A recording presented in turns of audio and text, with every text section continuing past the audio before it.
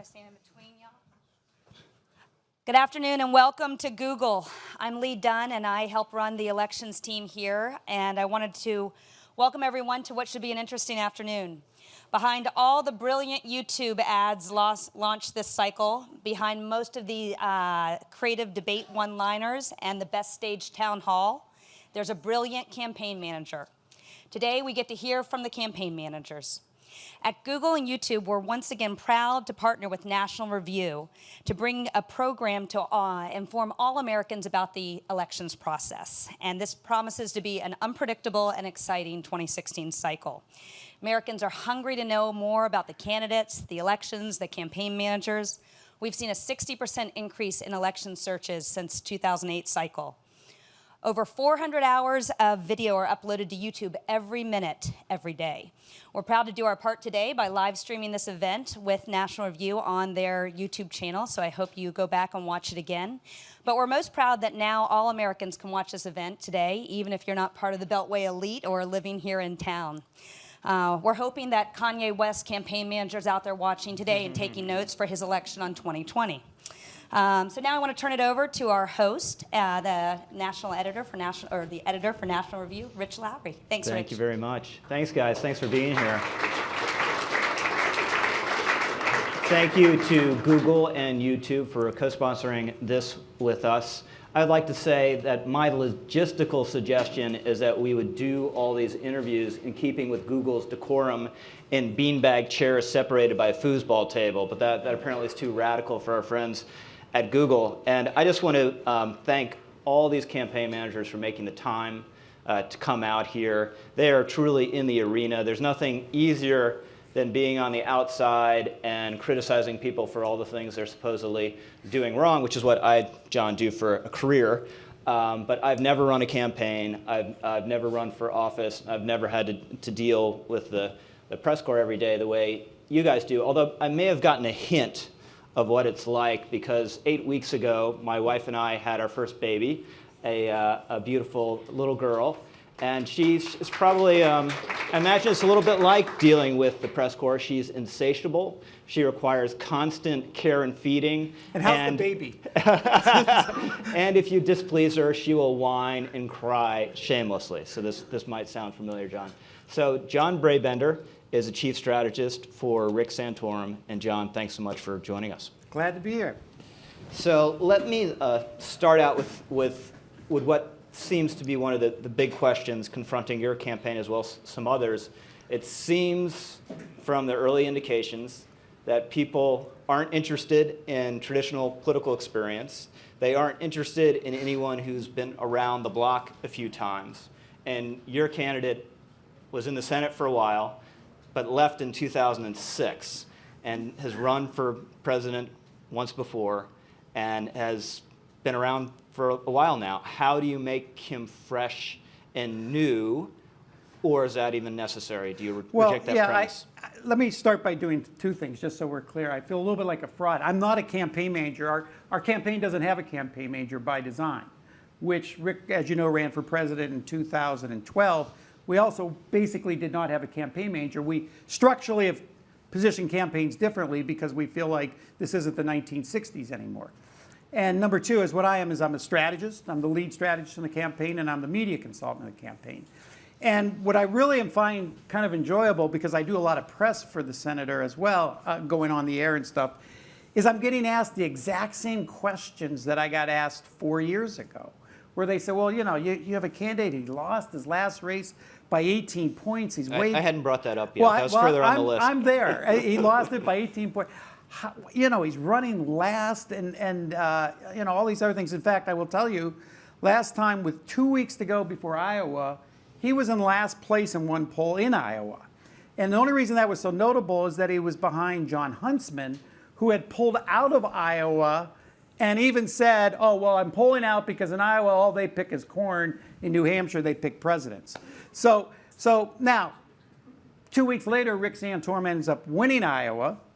And just to refresh everybody's memory, he won 11 out of the 30 states last time and tied 2 others as far as delegate counts, Michigan and Alaska. And probably the belief was if he would have won Michigan outright, that there's a lot of people who believe Romney would have got out in the race. So to us, understanding the fluidity of these type of races, understanding, you look at the CNN poll yesterday, Scott Walker's under 1%. I remember sitting and having a lot of questions about 3 months ago with people asking me, how are you going to stop Scott Walker? And so if you go back 4 years ago, in the lead was Herman Cain, Michelle Bachmann, Romney was there, Gingrich was there, though. I mean, a lot of people, didn't even, and Perry, and some of them most of them didn't get past Iowa. And so you really have to take a look and understand the way these races are. And the first thing you have to understand is there's not one primary right now, or there's not one caucus. There's a lot of mini ones. Different people are running against different people. In other words, sure, Santorum's probably running against Huckabee to some degree, and maybe, Cruz is running against Chris, whatever it is. So there's multiple primaries going on. Second of all, nobody's going to win this race by getting a bunch of 50% in states. They're going to win by getting a lot of 15% and 18%. And so you start running a race that way in these presidential, and it's different. I've been involved in like the last 4 presidential races. I was with Rudy Giuliani.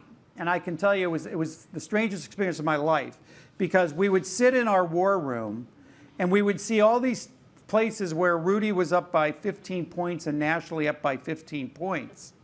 Yet we knew that he was going to have a lot of trouble because he wasn't going to be conservative enough for Republican primary voters. And so I think everybody's got to take a deep breath and understand this is unlike any other election. It's like those races on steroids. Or if you look, John McCain probably came this close to getting out of the race in when he ends up winning the nomination. And so, again, I feel like I'm answering a lot of the same questions. We run our race. We don't do it on money. We do it on volunteers. There's an interesting statistic. Last time in Iowa, Rick Santorum, I think, in a study, spent $22 per caucus vote. Perry spent $768 per caucus vote. And so the other benchmark that I keep noticing everybody's trying to use is money raised. And money raised doesn't mean all that much anymore in Republican primaries, because trust me, when people walk up and vote on primary days, Republicans, they're rarely basing it on ads. And I do ads for a living. At least they aren't when there's 20 candidates or 16 candidates. When you get down to 1 or 2, then they matter a lot more, in my opinion. Let me press you on my initial question. Do you reject then the analysis that pretty much everyone has bought into, that Carly, Carson, and Trump collectively being above 50 says people want outsiders, they want new and different? Are you reading that more as just an artifact of temporary polling that you've seen before and saw last time, and everyone is overinterpreting? Yeah, I think, first of all, I do think there are some exceptions this time compared to any other election. Every place I go, people say, are you kidding me? Donald Trump, are you serious? And the truth of the matter is, and I'll be the first to say this, I went on CNN 3 weeks ago and said, after the first debate, that Donald Trump, I believe his 15 minutes of fame will be up. I was dead wrong. And the reason I believe I was dead wrong is I didn't misunderstand Donald Trump. I misunderstood the people who were supporting Donald Trump. In fact, the closest I can give you to them is I think a lot of those people probably supported Ron Paul last time. Because we see where the more outrageous the behavior of Trump, he seems to solidify his base even more. And all that is to them is evidence that he is not going to be like everyone else. And so you start, rules of engagement sort of go out the window when that starts happening. So number one, I do think there is this deep desire to be anti-Washington, absolutely without a doubt. But second of all, you got to factor into that too, that in the early stages, that's all they know about some of these candidates, is they're anti-Washington. Herman Cain was an anti-outside Washington candidate who went way to the top because of that. But people could tell you very little about Herman Cain, and they didn't know if he should be president or not. And over time, I think it was proved that he shouldn't be president. I'm not telling you that that's necessarily going to be proven about Carly or about Ben Carson or Trump. What I'm telling you is we've gotten nowhere near that period where people have made that determination. Now, if you look at a difference between last time and this time, you mentioned some candidates are running against specific other candidates rather than the rest of the field. You mentioned Mike Huckabee. Correct me if I'm wrong. I would put Ben Carson in that category. I would put Ted Cruz in that category. Maybe there are a couple I'm missing. but doesn't that make for a much more crowded and competitive playing ground in Iowa than you guys had last time? Yeah, absolutely, and I would say a much more credible field than we had last time. I mean, one thing we felt very comfortable last time is we could come in the top 3 in Iowa. And once you have in the top 3 in Iowa, there's like a reset, not the Romney reset, but another reset where, you shuffle the decks and you have a smaller number of candidates. And then we felt we could be the conservative alternative because we felt the other candidates that would move forward would probably not be all that conservative. And so we saw the path. This time, I like to say there's about 16 people running, and none of them are probably the front runner. I mean, it's in fact, my argument with the RNC a little bit that I've been saying about trying to limit these debates, I think this might be the greatest field of any party putting together something in one party running for president in history. I think it's a remarkable field. And I think that you're seeing that when somebody like a Scott Walker is struggling, who, in my opinion, is a very, very credible candidate. And so I think they're all well behind in some sense. I mean, you look at the polls in Iowa. If you take the people who are at 1% and the people at 7%, it's the vast majority of the candidates right now. I mean, that just shows how good the field is, not how poor the field is. And I think it's difficult for everyone. I think in some sense they're all long shots at this point. Now, there was a suggestion from Sean Spicer in an interview the other day that there won't be an undercard debate next time. Instead, there'll just be interviews, and you can read beneath the surface there, and it sounds like an attempt to sort of rush people off the stage and out of the debate. Do you think that interpretation is correct? And if so, what would you do to push back against it? I saw the comments, and I think that is how a lot of people interpreted it. I think it's a huge mistake at this point to say, okay, we've had 2 debates, everything's been settled. Do you know how many debates there were last time? My client, Rick Santorum, participated in 23 debates. And so what the RNC did is said, oh, no, we're not doing this time. We're going to narrow it down to maybe 10, 11 debates. Okay, fine. 23 is probably too many. Everybody got that. But now we're saying not only are we reducing the number of debates, we're going to pick and choose that the person at 3% is in, but the person at 2% is not. That's just ridiculous at this point. I mean, case in point is Carly Fiorina. What if they would have decided that in the first debate, that there was not going to be an undercard? Carly Fiorina would never have made it into the second debate in the higher level. So I just think at this stage, there's nothing advantageous for anybody to do that. And how would you go about doing it? Because obviously, the 11 on the stage this time around was too many. I agree. I think they shouldn't have done the way they did it. I think they should have done 8 and 8 or 8 and 7. And I think it should have been random because, frankly, I think you want a combination of people. I'll guarantee, I don't know how many of you watched the first debate. It was actually pretty well covered. I'll take my candidate. I'll take Lindsey Graham. They would have done just as well in that second debate. There's no doubt in my mind that Santorum sat there for 23 debates and did great last time. I mean, right now to use some of these as a factor to say that somebody at 4 or 3% is in, somebody at 2% isn't, they're first of all statistically tied, but second of all, that makes no sense as a party. They still have variations. They're still running against different things.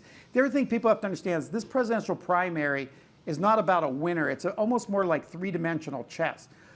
Who's in and who out will greatly change the field. And so Donald Trump, even if he's not the nominee, has greatly changed this election and will change this election. And so you can take somebody out who you say shouldn't be there, but you're giving somebody an advantage by doing that. And I just think that it doesn't make sense when you're talking about people who are 2-term governors, 2-term senators, people who have won Iowa, both Huckabee and Santorum last time. It just seems absurd to me. So is Rick basically back, though, to what he did last time, just pounding the ground in Iowa, visiting pizza ranch after pizza ranch and hoping to catch fire? Yeah, he was the first one to visit every county, all those type of things. And you have to. First of all, look, I'll do, like right now I'm doing the governor's race in in Louisiana. I'm doing a number of governor races and Senate races next year. Every one of those races is different.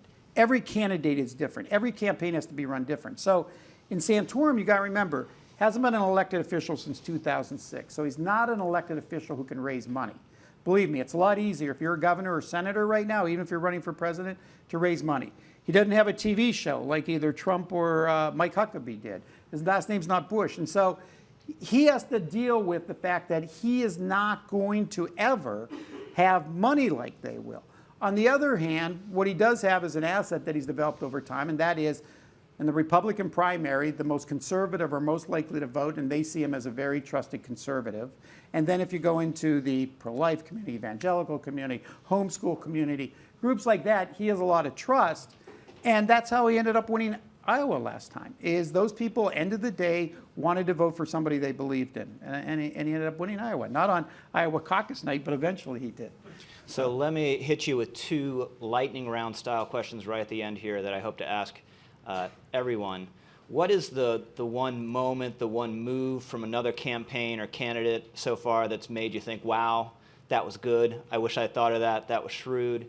And 2, what is the most endearing quality of Rick Santorum that all of us on the outside may not be privy to, but you are? Well, first of all, I thought the shrewdest thing was Trump actually signing the pledge to say that he wouldn't run as a third party. Why? Because I think I believe about 2 weeks ago there was a shift in the Trump campaign, if you watch it carefully. I think that for the first time they started to believe they could win. And I think they've tried to become more credible. I thought actually in the debate he tried to be more careful in how he chose his words. And I think he understands that he has popularity, but he has to prove that he can be the standard bearer, that he can represent the party. And do you think he can win? you know, again, I told you, before I would have said no, but I will tell you, the oddity of what I am seeing out there is incredible. I mean, I'm dealing in a lot of state elections where I'm seeing Trump's popularity. So I think that, you know, let's put it this way. I never thought Herman Cain was ultimately possible to be the nominee because I thought he had problems. And I never thought Newt Gingrich would probably ultimately be the nominee. I think there are scenarios with this many candidates in the race that Trump has ownership of something. You know, I mean, think about it. Chris Christie was supposed to be the plain talking one, right? Well, Trump stole that from him. You know, I mean, Trump has stolen something from almost every candidate that has hurt them and helped himself. And so, therefore, I think with this many people in the field, I don't know how you can rule him out at this point. And in 30, 29, actually 28 seconds, the most endearing quality of Rick Santorum that the rest of us aren't aware of? Well, my opinion as his media consultant is he doesn't change my ads. We did one, I'll tell you real quick, we did an ad against Romney last time where I had Romney lookalike chasing Santorum with what looked like an automatic weapon, but he was shooting mud at him. You sure he shouldn't have changed that one? Well, no, and I thought when Santorum saw it, he would think I was crazy. He called me, he said, hey, I have a big change. I don't think the type font's big enough. So I figured if he's not changing that, he's not changing anything. So. Great. John, thanks so much. Appreciate really appreciate it. All right, Take care. Take care. Good luck.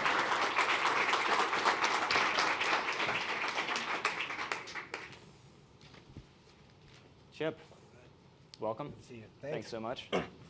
Chip Englander of the Rand Paul campaign. So Chip, I'll sort of start at the version of the same question I asked John, which is that there seems to be this emphasis on candidates who are new and different, who don't represent politics as usual. And I think a year ago or so, a lot of people will say, well, who does that describe? Who's very likely to be a candidate? Rand Paul, but that doesn't seem to have applied to him yet. What's your thought on that? Well, I think there's no question that there is a tremendous hunger out there for something new. They're sick of the system, you know, and they want to shake things up. And I think that's something that really ultimately does play to the senator's credit. And as you mentioned, you know, a year ago, that was something that was maybe very strongly associated with him. The reality is, and John talked about it quite a bit, you know, it's a fluid race. I mean, things go up, things go down.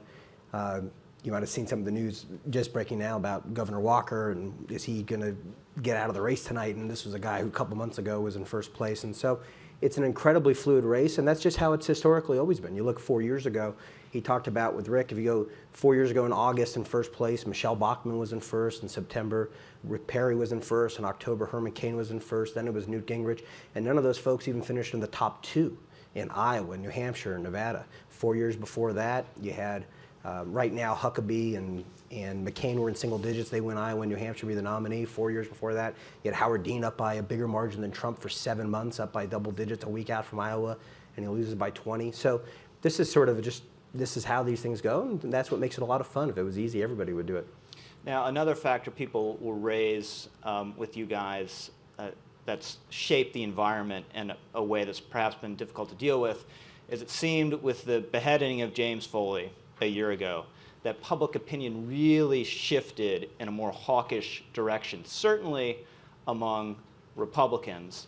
And a lot of people think that's made it harder going for Rand than they would have thought. So one, do you accept the premise that there was that shift in public sentiment? And two, has it made the sledding tougher for the campaign?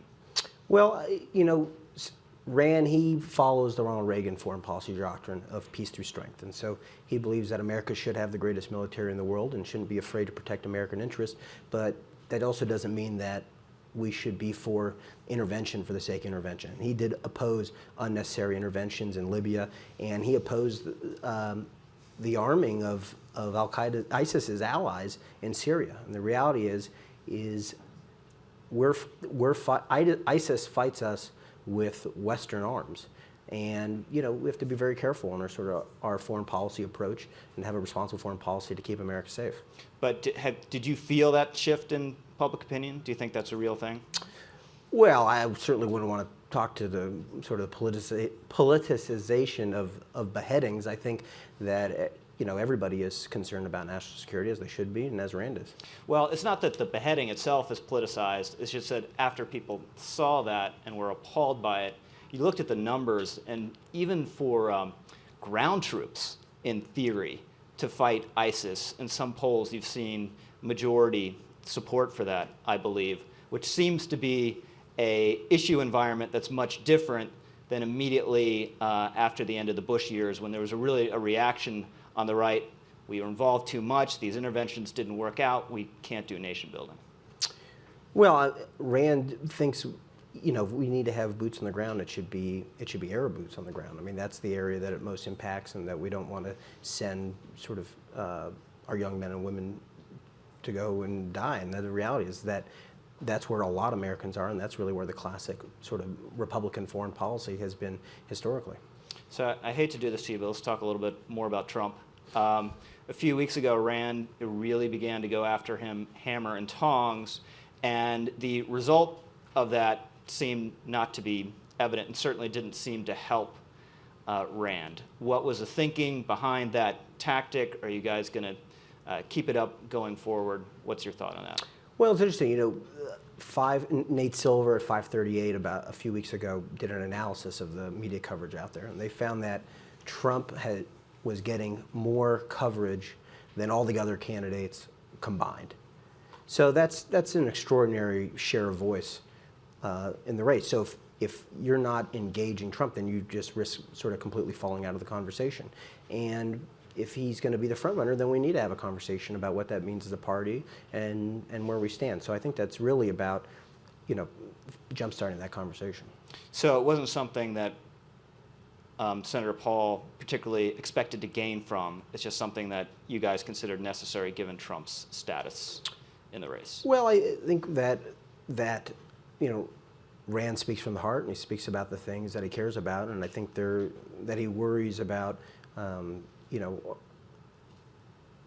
having somebody that I think there's many parts of Trump's record that are concerning to lots of conservatives out there, and that primaries are the time to litigate those things.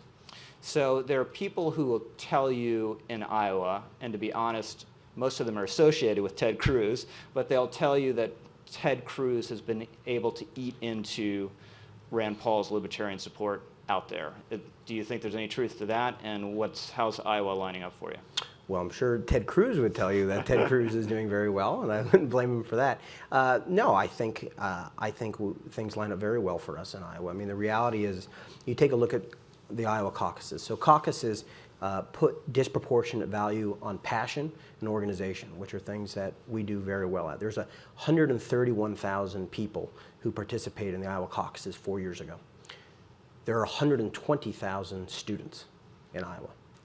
4 years ago, Ron Paul finished 3,803 votes short of winning the caucuses, and they were January 3rd. Why is that significant? Winter break. This time it's February 1st. This will be the first time in over a decade the caucuses have occurred when school is in session, when students are going to be around. So you look at that math, and you can see how much opportunity there is out there. And so no, there's caucuses and organization and student strength. Those are where we are very well positioned. So in other words, some of those kids who are at CPAC every year and love Rand Paul and make him the winner of the straw poll every year are going to be in school in Iowa. Yes, at absolutely. the time of the caucuses. How do you reach them? It's interesting. Iowa has doubled the population of New Hampshire, but half the participants because it's a caucus state. And when you look at how many students are there, Iowa also, it's not one of the bigger states, but yet it's got schools like University of Iowa, Iowa State. Those are two Big 10, Big 12 schools. Those are two of the biggest schools in the country. And so there's a massive student population there. It's very disproportionate student strength. You were mentioning the CPAC straw poll. Just this past weekend was the Mackinac straw poll, which is since they canceled the Iowa straw poll, actually, the Mackinac straw polls, this was the biggest straw poll of the year so far. And just this past weekend, and Rand Paul won that. He finished just ahead of Carly Fiorina, who Carly obviously was riding away from the debate last week, and yet we still won that. That's indicative of the strength of our organization and the passion felt for us among our supporters. Talk a little bit about a particular aspect of that organization, because something that Ron Paul was kind of pioneer at was the digital, the online, the email organizing. How have you guys followed that up and taken the ball further down the field? Yeah, I mean, the reality is if Republicans are going to be competitive, this isn't as simple as we need to go capture what Obama did digitally. If Republicans next year do what Obama did, then we're going to lose. There's going to be a whole evolution in digital, and we're running the savviest, best digital campaign. It's a crowdsourced digital campaign. We're the only campaign that has released our logo as a vector file. We're the only campaign that has, we have bumper sticker and T-shirt design contests. We're putting out videos every single week. We're the first candidate to do a Snapchat interview. We did a Periscope interview, doing all these different things. We have millions of followers on between Twitter and Facebook. So we have a real emphasis on it. I mean, the reality is that Facebook and a lot of these digital things, they've become the 21st century door knock. So the other side of the coin in these kind of campaigns is big dollar fundraising, and there have been reports out there that Senator Paul doesn't necessarily like doing that so much, which I wouldn't blame him for. I would hate doing myself, but is that true? No, Senator Paul, listen, I've been working on political campaigns. My first cycle was 2000. There's a lot of candidates out there who, this is one of the important parts of a political campaign. It's not, and he works at it and he does it. He makes his calls. Those are stories put out by bad guys, but the reality is Do you want to name names of the bad guys? No, it's just, that's all just part of the sort of the process stories that people are into. But no, he does the necessary things to be successful. Now, John, just before he came on, was talking about how everyone is running against a certain set of other candidates and not necessarily the rest of the field. Do you think that's true? And if so, who's Rand Paul running against? I think we are just running against ourselves. Okay. I think we've got. I mean, I think the reality is that the country has nearly intractable problems, and I think people they want a bold, transformational leader, and I think Senator Paul is that person, and that means just getting out there and talking about our flat tax, our plan to balance the budget, his support of term limits, and requiring Congress to read the bills. I think we do those things, then we're in great shape. Now, he is real hell, obviously, on career politicians. Some critics, though, look at the maneuverings that happened in Kentucky so he could run both for president and for Senate by changing from a primary and caucus and say, well, if there's anything that would define a typical career politician type move, that would be it. Well, the reality is if you look at most, it's been pretty common in presidential elections for things like that to occur. You look, just 4 years ago, Paul Ryan, when he ran for vice president, he was running for vice president while simultaneously running for re-election to the House. 4 years before that, you had Joe Biden running for re-election to the Senate. And I mean, it's actually a fairly common thing. It's not unusual. But I think that's making my point, something politicians do all the time. Well, I mean, is Paul Ryan a typical politician? I mean, I think he doesn't claim not to be a career politician, I don't think. Well, I think that'll be up to the voters to decide. But I don't think anybody would ever classify Rand Paul as a conventional politician. So are you privy to how often he talks to Ron? And does Ron ever give him advice and say, hey, son, this is how it's really done? Well, Ron's been out a few times. I mean, he was at our announcement speech. They saw each other. Rand was in Texas month or so ago doing some fundraising, and Ron was there at an event. So just 2 weekends ago, they saw each other in St. Louis at an event where Rand's mom received an award from Eagle Forum. So they see each other from time to time. So let me ask you the two questions that I want to ask everyone at the end. Is there any moment from another candidate or campaign where you've thought, that was smart, that was shrewd, gosh, we should have thought about that? And what is the most endearing Rand Paul quality that the rest of us might not be aware of? Well, I think there have been several moments. I think that there have been, several really good campaigns that are out there. I mean, I think the way Carly handled Trump and the remark that Trump had made about her appearance, I thought that was well done. Yeah, she really cut his balls off with the precision of a surgeon. I thought, Carson's, his closing statement from 2 debates ago, that was well done. I think Rubio's announcement was well done. I think there's been a number of opportunities that people have done well. And as for Rand and endearing qualities, I think the fact that for about 20 years he's done free eye surgeries. As you know, he's an ophthalmologist and he's an eye surgeon, and he's been doing charitable ones. I mean, I hear from Donald Trump he's an okay. This year he went to Haiti. Last year he went to Guatemala to do it charitably. And so I think that speaks to his heart and his passion. And how long have you known him? Have I known Rand? Yeah. I've known him for a few years. In cycles past, he had supported some candidates that I worked for. But really, working day and know so well, really less than a year. Great. Well, Chip, thanks so much for being with us. Really appreciate it. Thanks for having me. Appreciate it. Thank you. Good luck.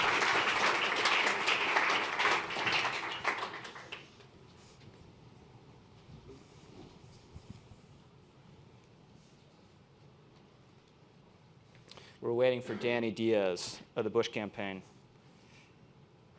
He might be too busy reorganizing his strategy in light of the Scott Walker news. I felt a little like Dan Rather when someone handed me the note, AP reporting Scott Walker quitting the race. Is this true? No. The New York Times, well, if the New York Times says it, of course it's true.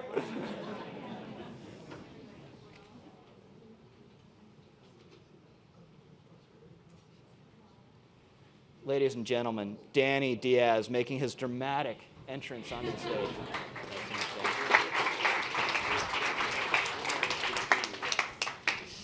So, thanks so much for being with us. Thanks for having me. How shocked are you by this news about Scott Walker? Well, it is surprising. I mean, I think these campaigns, they're tough. And I think Scott Walker is a good guy, and we'll see what the news is that's actually coming out of this. I think his press conference is at 5 Central, so I'd like to hear it first. But he's a good man, for sure.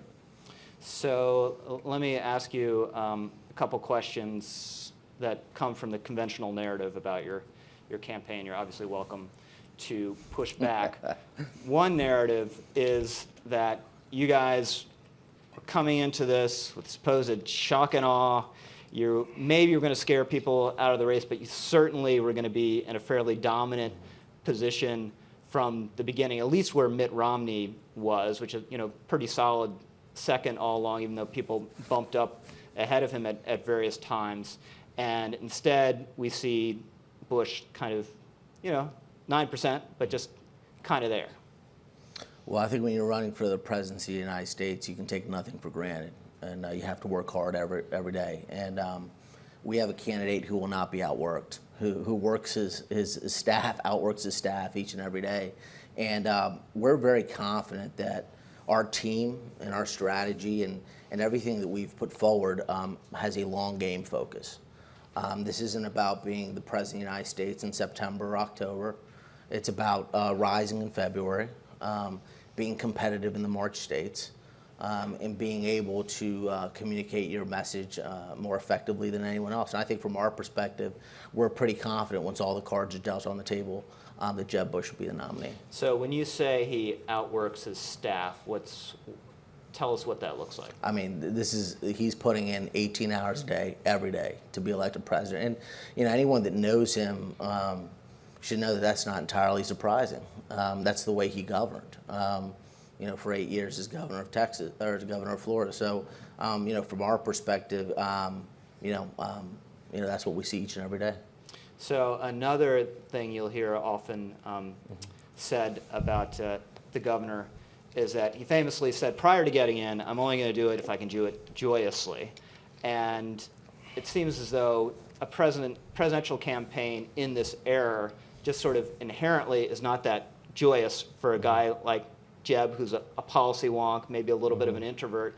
And then especially this time when it's been dominated by a guy, you may not say this, but I'd be almost certain that Jeb Bush considers Donald Trump a clown, and he's losing to him. And he hasn't seemed to particularly enjoy this process very much to those of us looking at him from the outside. Well, as someone who looks at it from the inside, what I can tell you is... I see what you did there. That was good. He's having a lot of fun running as president. I think the thing is, Jeb really enjoys meeting people. He really enjoys hearing their stories. He really likes talking about his ideas and policies and the impact that they'll have on these individuals. So, when the governor rolls out a tax policy, for instance, and he's able to meet with real people and talk about the impact that it will have for them, when he's able to kind of look back on his gubernatorial record, and we're able to talk about some of those stories, particularly in the area of education, if you will, I think he enjoys that a lot. So we're having a great time actually running for president. You may see something different, but I actually get to look under the hood. Now, it's also taken as gospel among journalists that the constant low energy jibe from Trump has gotten under his skin and gotten in his head, because he seems to bring it up all the time himself now. And in fact, his Secret Service code name is going to be a response to this charge. He's going to be ever ready, because that's high energy. Well, ever ready was the term that he used even when he was governor. So there's a consistency there. I think there's a lot of talking in presidential campaigns. I think there needs to be more showing in presidential campaigns. I'm not worried about the blip in September. I have a candidate who's out there working hard every day, rolling out serious policies, whether it's how to reform Washington, whether it's how to beat ISIS, whether it's how to grow the economy, whether it's regulatory reform tomorrow, and on and on. And those ideas, buttressed with a record of performance that is unmatched in the field, unmatched. He has the best conservative record of accomplishment in the field. So I think he has a lot of credibility when he goes out and says, this is what I'm going to do for America. Why? Because this is my record in Florida, 4.4% growth, right? 1.3 million jobs, $19 billion in tax cuts, 8 years of a balanced budget, $8 billion in the bank account, AAA bond rating. America would be a little better off if we had a record like that and someone with that kind of stewardship of our country. So from our perspective, we know that if we tell the Jeb story, we're really confident that he's going to be the last guy standing in the nomination battle. So you're obviously a real pro, and you've been at this for a while. Did you at any point, or do you at any point now worry that Jeb, as someone who hasn't run since 2002, has some rust? No. And you don't think he has, you think his performance right now is as good as it's going to be 3 months from now? I think any candidate, every candidate, needs to improve every day, as does his team. That's part of the process. And from our perspective, we're working hard every single day. And there are always things that can be done differently or more creatively or whatever else. And so from our perspective, as I said, this is about growing. This is about building on yesterday. This is about getting better. This is about winning. That's what winners do. It's a long season. We're not going to declare who the winner is of the baseball season halfway through. You need to get to the playoffs. And from our perspective, that's where we're at. So circling back to Trump, a couple of months ago, the governor made a really definitive statement. I am done talking about Donald Trump. Enough. I'm just going to do my own thing and not address him. and then within another couple of weeks, he was really deliberately going after him and at war with him. What changed?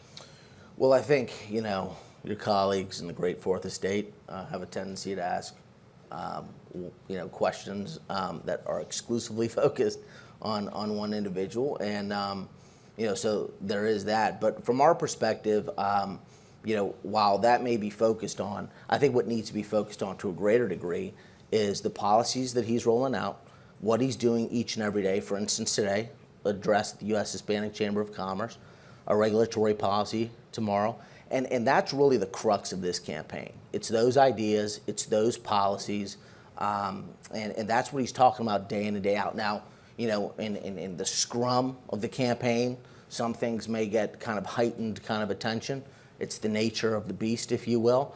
But I think if you look at what the candidate talks about in its entirety, in its totality, I think far and away he is focused on what he believes, what his record is, and how he can help people. So there was no moment where people sat down and said, you know what, everyone thought Trump would be a summer phenomenon. That's not true. We have to wield and throw some punches. Well, I think, look, no candidate or campaign is going to allow attacks to go unresponded to. And so there's an element of that for sure. But, you win the presidency by selling yourself. You win the presidency by selling your ideas. You win the presidency by making sure that you connect with people on how those ideas are going to positively impact their lives in a forward-looking way. I mean, that's what needs to be met. That's the threshold that needs to be crossed. I mean, we're running for the highest office in an incredibly consequential time. So from our perspective, when I know that I have the candidate with the greatest record of achievement, when I have the candidate with the best vision to move the country forward, and I think has the most credible argument to be a great president, why would I hide that? Why wouldn't I put that front and center and make that argument the crux of what we do each and every day? And that's what we're doing. So how seriously are you guys going to play in Iowa? And can you survive, say, a 5th or 6th place finish there? We play and play to win. You don't play to lose. So you expect to win Iowa? From our perspective, we intend to run a competitive campaign in all the early states, and we intend to do very well. We have a candidate who ran 3 times in the third most, and I think it's now the third, it was then the 4th most populous state in the country, the most competitive purple state, the largest purple state. And he left office with something near, I think, a 60% approval rating. Somebody who got an outsized amount of Hispanic votes, an outsized number of female votes. We believe with that record of success, with the policy ideas, that we can compete anywhere, and we will. And we happen to have the resources to be able to do it candidly. So you're all in Iowa. There's not going to be some of this cute footsie that McCain and perhaps Romney played there. You're all in Iowa, and you expect to win there. I think we're playing to win. In Iowa. We're playing to win in all the 4 primary states. We're playing to win in the March states. We're playing to win afterwards. Okay. So New Hampshire, I get it. You're probably playing to win there. Is it going to be... Smart man. I learn slowly. How much harder is it going to be in New Hampshire having to deal with a John Kasich that, at least early on here, has shown some potency in New Hampshire, and Chris Christie, who I think we can conclude from the last debate may have more life in him than he's shown so far, and at least the conventional wisdom is those are 2 more establishment center-right candidates who are in your lane. Yeah, look, I think the Republican Party should feel very kind of proud of the embarrassment of riches that we have on the stage. There are a lot of really accomplished guys that are running for the highest office in our land, and from our perspective, obviously we're going to compete very hard in New Hampshire. We have visited there very frequently. That's going to continue to be the case. I think when you look at, for instance, the issues in New Hampshire, such as the economic and tax issues, and the governor's record of accomplishment, it fits very nicely. When you look at some of the concerns with how DC is so broken and dysfunctional, and you look at the reforms that he instituted in Tallahassee, you look at the policy that he's put forward with regard to the term limits, the balanced budget amendment, you look at some of these other areas, line item veto, those are policies that resonate strongly with voters in New Hampshire. So, we look forward to a spirited conversation with Governor Christie, with Governor Kasich. But as I said, Should I read that as a threat? Spirited conversation, a threat? I think from our perspective, once again, I think we have the best, most accomplished conservative record on the stage. I think we have the soundest policies, and we look forward to the conversation. So what do you think one of the governor's best moments in the debate last week was when he pushed back against Trump's attack on his brother and said, well, one thing I know my brother, he kept us safe. And ever since then, you've had liberal columnists and outfits saying, well, that's completely untrue, and showing photos of the World Trade Centers getting attacked on September 11th. What do you think of that pushback against Jeb? I think what the governor stated is fairly apparent and obvious for any kind of objective person that's looking at what transpired. And very proud of obviously his family, as he has said repeatedly, his dad and his brother. So there's that. But once again, I kind of get back to what I was saying earlier, kind of my core message. When you run, particularly for the presidency, it's it's the most personal vote that a voter makes. I mean, when you look at the next most personal, it's probably like a governor. And so voters are really going to look at you. They really want to know who you are, what you believe, what you've done, and whether they're going to watch you on that television set in their kitchen for the next 4 or 8 years. And so from our perspective, we need to show our heart. We need to run hard. We need to tell our story. Luckily, we believe that we have the resources to do that fairly effectively. And we're going to compete everywhere. We're going to build a grassroots organization that's technologically savvy, and we're going to compete to win. So comprehensive immigration reform, some version of which the governor supports, was defeated in 2006, almost sank John McCain's campaign when he supported it. The Gang of Eight bill was defeated this time around, and Marco Rubio took a swoon, at least immediately after that. And Terry's in the wing, so you can ask him about that. Exactly. This is a warning to Terry. It might come up. But even now, you look at the party, and it seems further right on immigration than it was in 06, than it was a year or two ago. How hard does that make it for the governor to sell his position on immigration, one? And two, are you guys worried that with the talk we've heard about immigration, the well has been poisoned some, and Jeb's not his entire, but an element of his general election campaign of appealing to Hispanics will be much more difficult?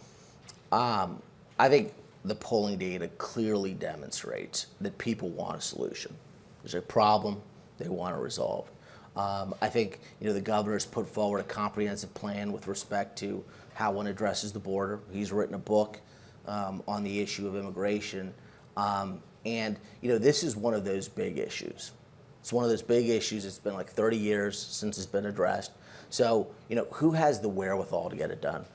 Maybe the person that dealt with Medicaid in Florida. Maybe the person has big achievements. So that would be a key indicator of who has the wherewithal to get it done. And it's an important issue. It's an important issue that we need to debate. When you talk about Governor Bush, as I said earlier, I mean, he's someone that had an outsized performance with Hispanic voters in Florida. He's someone even today who I think is around 35, 36, 37% in polls, general election polls with Hispanic voters. He's someone that can compete. He can win. He's campaigning with his arms wide open. He's campaigning, bringing people into the process. And I think, look, conservatives can be confident that he's someone that's going to put forward a solution, that's going to secure the border, and that's going to put in place the mechanisms to ensure that this is an issue that's addressed once and for all. And I think the record bears that out, and I think he's going to continue to campaign as someone who is solution oriented. So quickly, best moment for another candidate or campaign, most endearing quality? I think the most endearing quality is that he gives out his email address to everybody that he meets. And people email him, and he responds, and a number of the exchanges are like, well, this isn't you. Is it really you? Yeah, and it kind of the back and forth. And he's someone that really wants to engage people at a very individual level, at a very personal level. And I think that is a really important quality in a leader. As far as something one of the other campaigns did that was pretty smart, I thought the response ad from Fiorina's Super PAC to the Donald Trump attack was well done. Great. Danny, thanks so much. Really Thanks. appreciate it.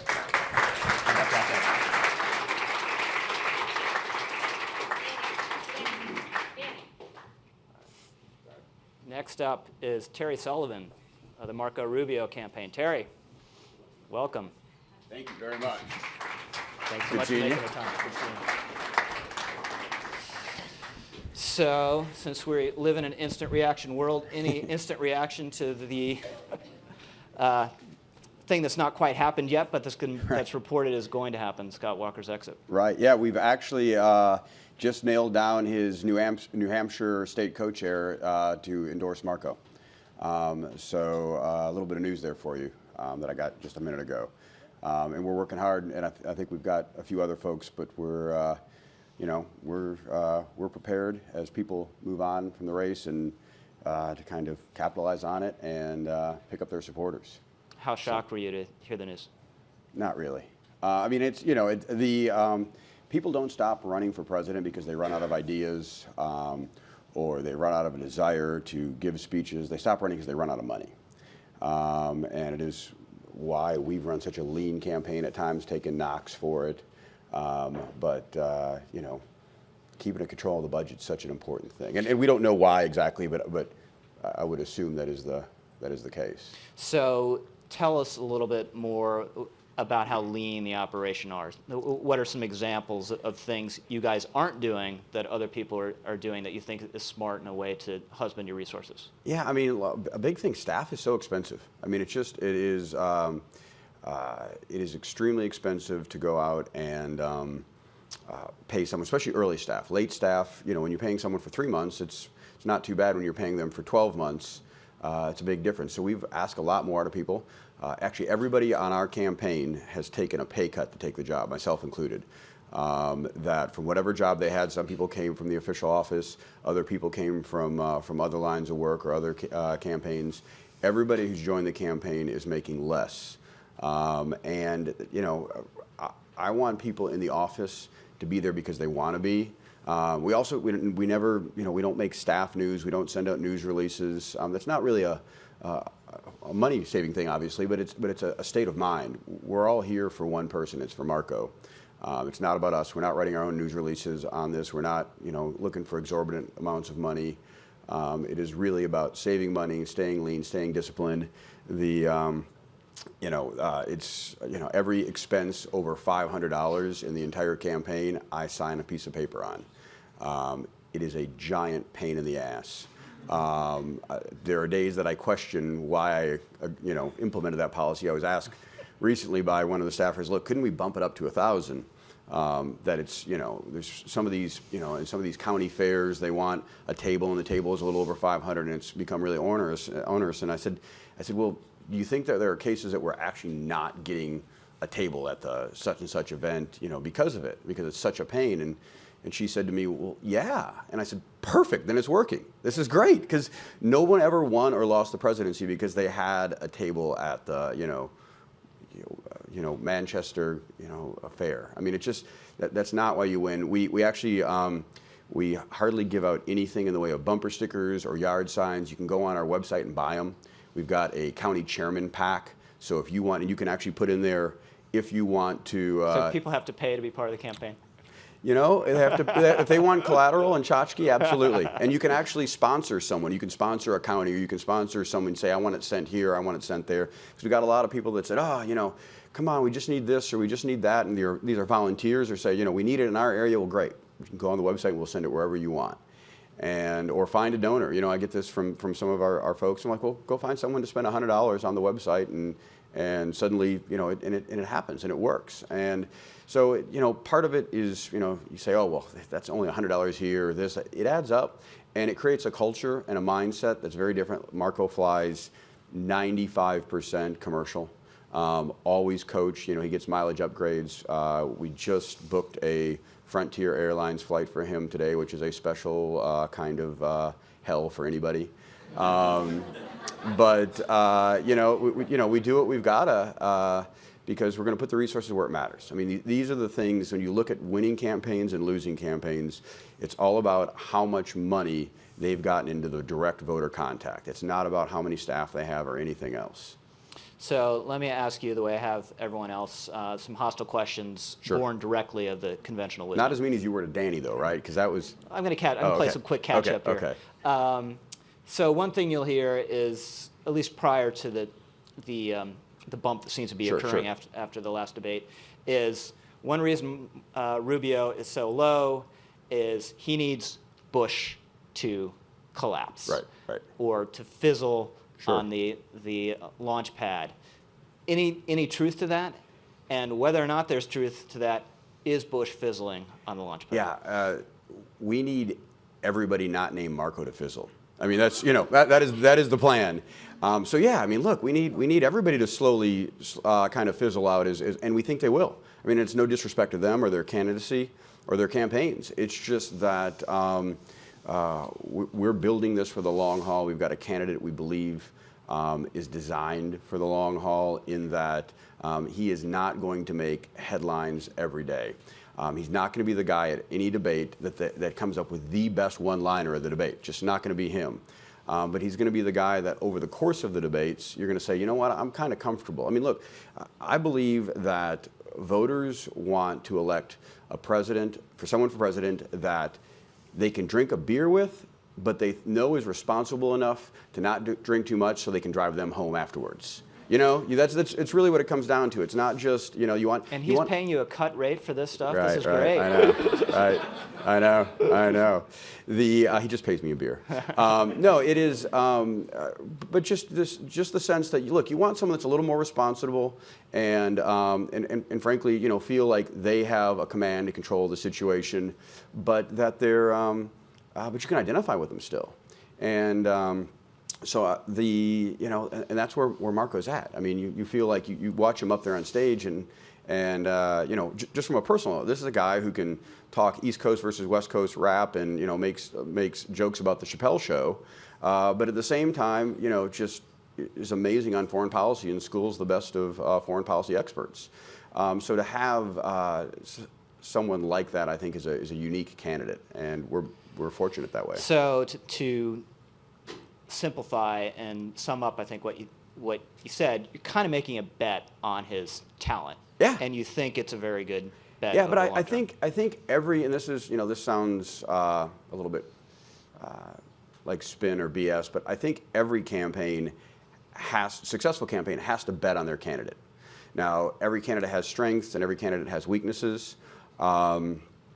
But you've got to. I mean, if you're trying to make your candidate somebody they're not, voters, you can say what you want about voters, and sometimes I do, but they have this unique ability to sniff out BS. And if you're trying to tell them, look, no, this is not what our candidate is, look over here. Instead of saying, yeah, this is exactly what our candidate is, and you may disagree with him on some stuff, but at the end of the day, this is who our candidate is, and here's why that's a good thing. Our job is only to say why it's a good thing, not to say it is this or it isn't that. And in my belief, in a successful campaign. And when you try to make voters believe that someone is something they're not, it just doesn't work. Speaking of having a dim view of voters, one of my favorite statements of that is the late, great Mo Udall, who ran and I believe lost badly in the New Hampshire primary and came out at the podium that night and said, "The voters have spoken, the bastards." Right. So you're making this bet on his talent. The criticism you'll hear of this strategy is it's much riskier than a candidate who has a clear ideological base, the way Ted Cruz does, the way John Kasich at the other wing of the party does, or a clear geographical base, the way, again, I think Cruz would in the South. So I guess you're saying like John McCain, Mitt Romney, George W. Bush, Bob Dole. I mean, look, none of our nominees have had either of those two things for quite a while. So you hear a lot about, well, which is which of the legs of the three-legged stool are you going to be? Which is your line in this? And you read these reporters say this. You know what? It's a three-legged stool for a reason. And Republicans do best when they embrace all three legs. And when you're only, a one-legged candidate, you can't stand up. And so to that extent, look, we're not a niche candidate where we've only got one lane and we're going to really double down on that lane. But we also don't scare anybody. When you look at these, yes, you have to become the first choice of enough people. But the pathway to do that is to not be scary to any part of the party. There are diehard Ted Cruz supporters who think, yeah, I like Marco Rubio. And there are diehard Jeb Bush supporters who like, I like Marco Rubio. Well, that's important because it's not just about, Marco said to me once a long time ago, it's probably get in trouble when I repeat conversations I had, but I really love this morning. He goes, I would never want to be the nominee of the Whig Party. And so to that point, look, if you don't have a sustainable party and you're not a sustainable candidate for a general election, what's the point? And so you shouldn't just be about general election. You shouldn't abandon your principles or be about a general election, viability only. But you should absolutely not sacrifice. And we've seen our candidates in the past get hurt by that, by trying to overcompensate, say things they probably really don't believe in order to win a primary, and then have to try to backtrack them in a general. Now, was there ever a moment where you guys sat down, saw Trump's rise, and considered what to do about it, or did Trump's rise fall in the category of everything that you would just consider noise and in your long-range plan? Yeah, no, because a couple things. Number one, last week I had our research team pull. I said, let's look at, historically speaking, who has been in first place at this point. So in the second week of September, based on public polling, what was available recently, it's been the Real Clear Politics. Before that, you're looking at Gallup and things like that. 4 years ago, last week, the front runner was Rick Perry by 11 points. 8 years ago, it was Hillary Clinton by 16 points and Rudy Giuliani by 11. And you can kind of go back from there. The point is I've said a lot, look, early polls don't mean anything. Turns out I was wrong. They mean if you are in first place in the second week of September, you are guaranteed to not be the nominee of your party. There'd be nothing worse in my mind than being in first place right now. It's terrible. We were there for a short while, and that was actually the time we were most concerned, because the New York Times writes stories about how big the windows are on your house. I mean, literally, and how well manicured your yard is. So we are very happy with ideally, I only want to be in first place on one day. If I have to be a few more than that, I'm okay with it. Comprehensive immigration reform. As Yep. I understand it, Senator Rubio supports every single element of that to this day, but just wants to do it on a different timetable and in a different order. Is that correct? Well, here's why it's called meet the campaign managers and not meet the policy directors. No one has ever paid me for my policy advice, so we won't start today. I'm just not a policy guy. So, but I can speak to Marco's plan. Look, he tried to do something about it, and this is why I go back to about not trying to make your candidate something you're not. Marco, if nothing, is about getting stuff done. He's a bundle of energy and wants to accomplish things. And he very much did on immigration reform. He just felt like, look, this has to happen. He had a lot of people come to him and say, we need you for the party, this has got to happen. So he took the ball and ran with it. And it failed. And he's the first to admit, look, we did it in the wrong way. So I don't want to put words in his mouth, and I wouldn't do that on any issue, much less this one. But he now believes that, in politics is the one thing, in business or in anything else, if something doesn't work and you continue to do it, you're an idiot. In politics, if something doesn't work, everyone expects you to continue doing it or you're a sellout. And it's kind of unique. But look, he believes that the only way we're going to get anything done, because the real heart of it was no one believed that we were going to secure the border. No one believed that, and probably rightfully so, that the Obama administration was not going to secure the border. And so, look, first let's prove to the American people, here's what we're going to do. And then let's work from there. So, completely shamelessly superficial question. Do you ever worry he looks too young? No.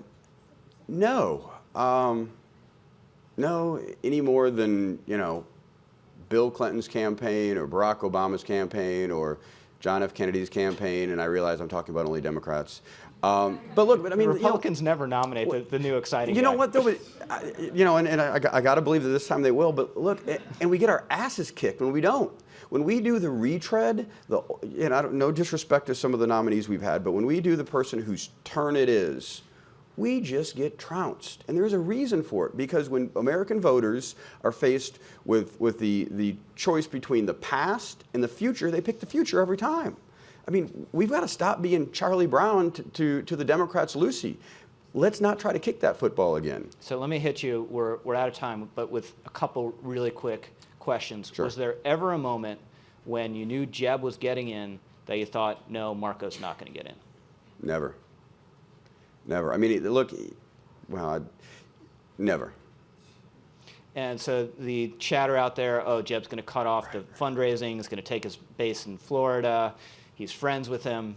That's worked swimmingly, hasn't it? I mean, that was the point, is that he was going to clear the entire field and no one would ever consider getting in because it was going to be a juggernaut. That hasn't quite worked out. And so, look, we're steady wins the race. We were never intimidated. We were unintimidated by the prospect of a Jeb candidacy. So a personal question, and please Sure. be honest about this. Sure. Have you ever had a ride on Marco Rubio's luxury speedboat? I have not, actually. Matter of fact, I tried to convince him that we needed to do it for a fundraising gimmick, enter online to get on there, and he's like, absolutely not, man. That's my boat, man. No way. So he's not going to let somebody enter and win a contest online. He's sure not going to invite me. So the questions I've been asking everyone else right at the end: best moment for someone else, and most endearing quality. The best moment for anybody else is, I think, Ted Cruz, who I think has run a really smart campaign for the candidate he is. They've really been Ted Cruz, to my earlier point, inviting Donald. They really what? They've been Ted Cruz. Like they've bend him? No, Ben. They've actually. They've been Ted Cruz. Yeah. I'm sorry. They are their candidate. They're not trying to make him somebody he's not. And so, but inviting Donald Trump to that press conference was brilliant, because none of you people would have covered it. The Iran event? Yeah. And no one would have covered it. But instead, they carried Ted Cruz live on all the networks. He never would have gotten that coverage, but he got it because he invited Trump there. I mean, that was pretty damn smart, ballsy and smart. Most endearing quality, it's, like I said, it's just kind of intriguing to have a candidate who you can talk about music with. I mean, first time he talked with Bono, I met him, I happened to be there, and they started talking about music, and then Marco explains to Bono how that he really believes that U2 was kind of the first Christian rock band, and here's why, and goes into the whys. And I thought, oh God, you're embarrassing me, man. No, this is Bono, please don't talk. No. And Bono's like, you're right. We try to have a message that's, and I'm like, so he's someone of our generation, and that's pretty cool. Great. Terry, thanks so much. Thank Really you very much. appreciate it. Good luck. Thank you.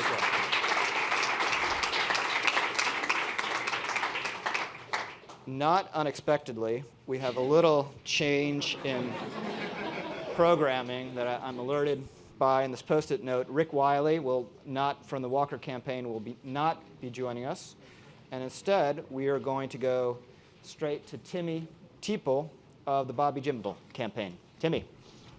Hey, Rich. How you doing? Thanks so much for being here.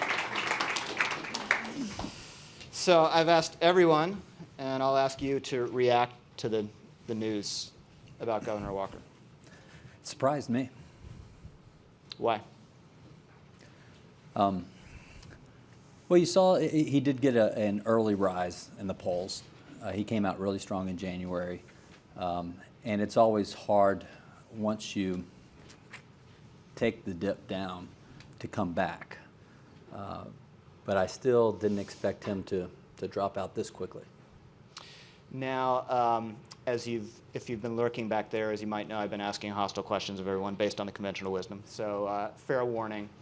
The criticism you'll often hear of Governor Jindal in his campaign is, here's a guy who was running the state's healthcare system, I don't know what age, 26 or something, who's a wonk's wonk, and almost every room he's in is the smartest guy in the room, but he seems to be running kind of a bomb-throwing campaign that's not necessarily true to who he is.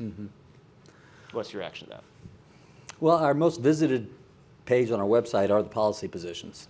And he's laid out policies on repealing Obamacare, replacing it. I guess after 6 p.m. tonight, he'll be the only candidate in the race with a plan to replace Obamacare. He's got an energy position, he's got the education position, he's got position on national defense, and you still have to break through the clutter. You still have to, you have 17, 20, 40 candidates in this race. You still have to break through the clutter, and putting out 40-page policy papers doesn't allow you to break through the clutter. The press is not interested in covering that. And so if you're going to break through the clutter, if you're going to make your points, you have to do it in a way that is going to be reported. If it's not reported, it's not said. And what have been some of those moments where you feel as though he's broken through the clutter? Well, I would say that he came up here to lay out his case for why he thought Trump would be the wrong nominee for wrong candidate for America, the wrong candidate for conservatism, that we shouldn't put our trust in somebody who's unproven, who doesn't share our conservative values. I thought that was a week where he was able to cut through the clutter. And talk a little bit about the strategic decision, if it was one, to go after Trump that hard. I think the decision was more of a, this election's monumental. This election, we're at a crossroads. And, you look at the candidacy of Trump, and, if we go ahead and invest the presidency in a man like Trump, who cares about himself, who doesn't care about freedom, about conservative values, about liberty, about the first principles, we're going to make a big mistake as a country. He doesn't have a problem with big government. His problem is that he's not in charge of it. He's not going to reduce the size of government. He's not going to get rid of the burden of taxation, and get the economy going. He's not going to, get the federal government out of education, and allow choice to spring up. The things that we need to do as a country to bring back freedom, he's not interested in. And so somebody needs to stand up and say, hey, this isn't the right guy for the Republican Party. He doesn't represent our principles. And so, was there any worry that that kind of attack on Trump so far hasn't seemed to work for anyone? Rick Perry, Sure. It seemed to hurt, if anything. It seems to have gotten Rand Paul nowhere. So how much of a concern is that? Yeah, absolutely. Definitely a risk involved, because he's able to use a megaphone when he responds. But it was important. At this moment in the campaign, at the time, he was the issue of the campaign, and it was the wrong direction for our party to go, the wrong direction for our country to go, and so regardless of the risk, it was important to say. So, plot out for us what you guys see as what Jindal's breakout would be. How is it going to happen? Where is it going to happen? When is it going to happen? Our strategy is an early state strategy. It's Iowa. He's on a 99 county tour. He's halfway through it. He's been spending a lot of time in Iowa. And he is, the great thing about America's presidential elections is it's not a national primary. It's an early state primary. And that gives people in Iowa and New Hampshire a chance to get to know the candidates, on a one-on-one basis, not just from what they see on TV, not just from what they see in the news, but to actually visit with them. And these voters are serious. They'll go to every event, every candidate. They'll meet them. They'll ask them questions. They're going to make their own decisions. And so that's the key to our strategy for success, is spending time in Iowa, getting to know the voters one-on-one, and allowing them to be able to get a sense of who Governor Jindal is and his experience and his vision. Yeah, I've sometimes told people if Governor Jindal could just campaign in rooms of 12 people at a time, he would win the presidency going away. And it sounds that's a little bit like your strategy in Iowa. Well, you need a little more than 12 in a room. But he does have and Louisiana is a state that's very retail heavy. You know, it's a state that they expect when you're running for governor that you're going to visit with them, they're going to get a chance to get to know you. And, you know, he was an unlikely candidate for governor when he ran. But he spent time, voters got to know him, and they elected him twice by historic margins. So are there any harbingers, anything that you guys look at as early indications of Jindal catching on or potentially catching on in Iowa? Well, sure, you see the, you know, in the polls, you'll see the faves go up. And traditionally, your image questions are leading indicators to ballot movement. And so, you know, we're watching that. As he's traveling around, you can see that, you know, we've got over 662 volunteers signed up in Iowa. So, you know, building out the organization. So that's what we're looking at, number of volunteers, you know, and our faves, and that moves into ballot, and hopefully it does it right before the election.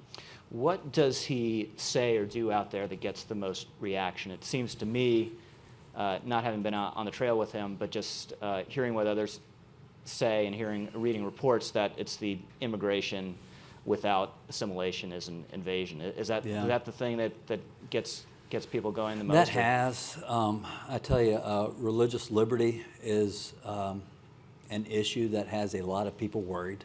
You know, this idea that we're losing something as a country if, as a Christian businessman, you can't operate a business according to your beliefs and according to your conscience. If we're going to force people to attend, you know, religious ceremonies against their conscience, that's something that strikes a chord. Most recently, it's been having a frank conversation about what's going on here in D.C. You know, that we have Republicans have control of the House and the Senate, yet it seems like on the big issues we continually surrender. When the Democrats are in charge, you know, they have no problem, you know, going balls to the wall to get done what they want to get done. I mean, you know, you look at socialized medicine, Ted Kennedy pushed it, then Hillary pushed it, and then Obama came through and rammed it through. Despite, you know, in a lame duck session, they just never gave up on it. You know, Republicans tend to surrender even before, you know, we get a chance to fight on it. You look at the Corker framework. You know, we went ahead and unilaterally said, okay, we'll let you do this. So anyway, there's a lot of anger about Republicans and our inability to fight and accomplish what we campaign on. So is the governor really and truly more angry at Mitch McConnell than Barack Obama? You might think that McConnell hasn't been too aggressive. Hasn't been aggressive enough, is too much of a tactician, but he's basically this inoffensive guy running the Senate, whereas President Obama's trampling on our laws and disgracing our country overseas and going as far as he can towards socializing things. I think that the anger comes in from the fact that President Obama and the Democrats are honest about it, what they want to accomplish. And they go very hard at accomplishing what they want to accomplish. And we are told by Republicans, this is what we hope to accomplish, this is what we're going to accomplish. And then we're told later that, oh, sorry, we really can't do that. So do you think Mitch McConnell gets you angry. Mitch McConnell and John Boehner are dishonest, that they're just pretending to oppose these things and don't really want to stop them?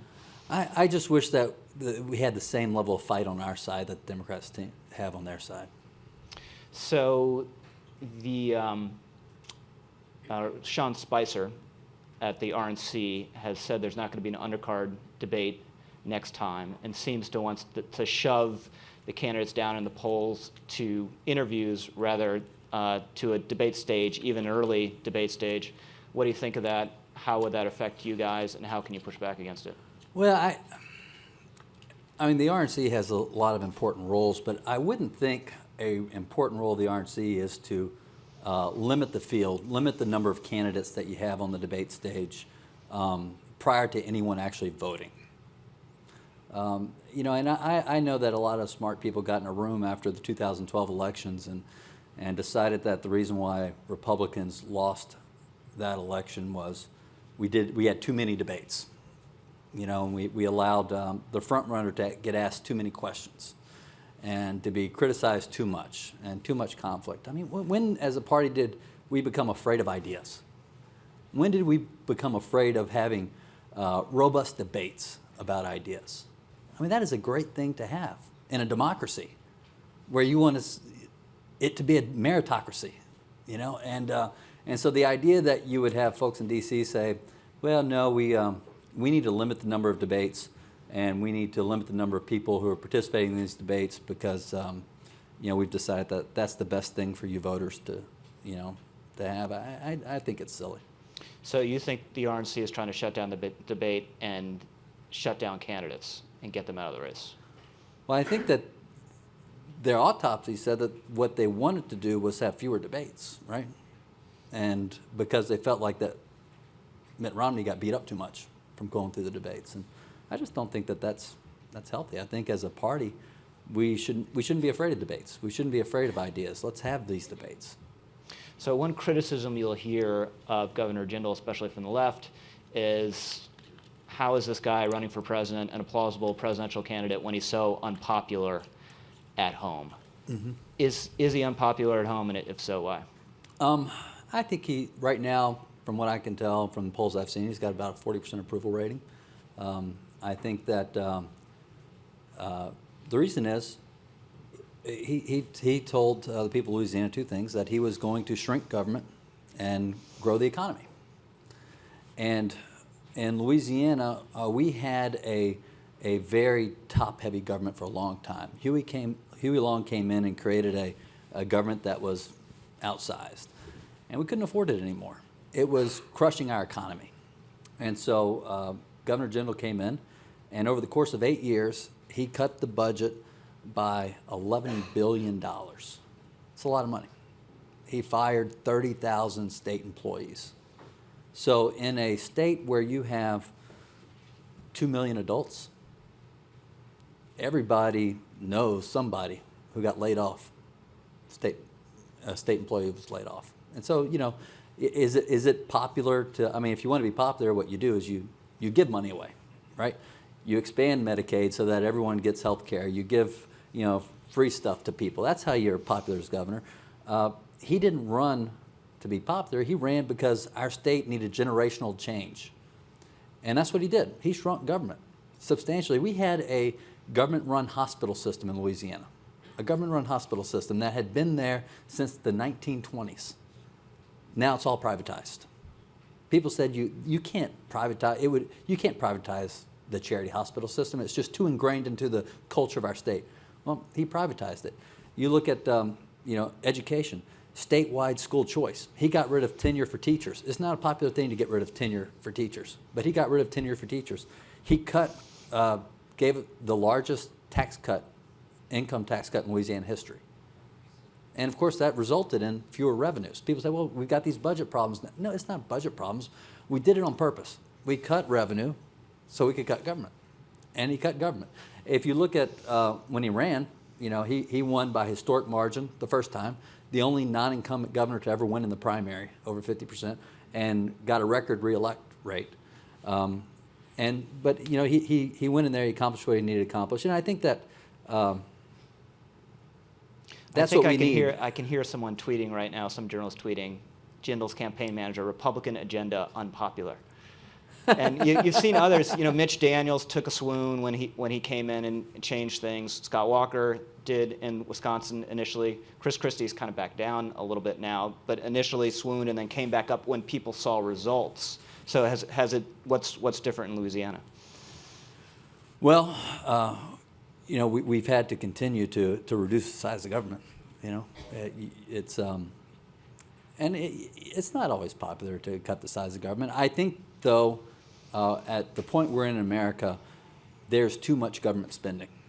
I think our debt is too large and the spending is too much, and it does take somebody with backbone to go in and cut spending.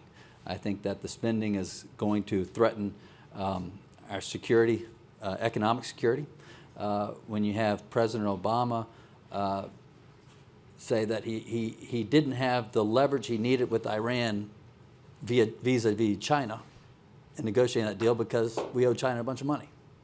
And when you get the president saying that, the amount of spending, the amount of debt we have is affecting us as a country, is affecting our security and our strength as a country. So cutting government's important. So the final two questions I ask everyone. What is the best moment for another campaign or candidate where you've thought, gosh, that was really smart? And two, what's the most endearing quality about Bobby Jindal that the rest of us don't know? I would say definitely the best moment was Trump's hat.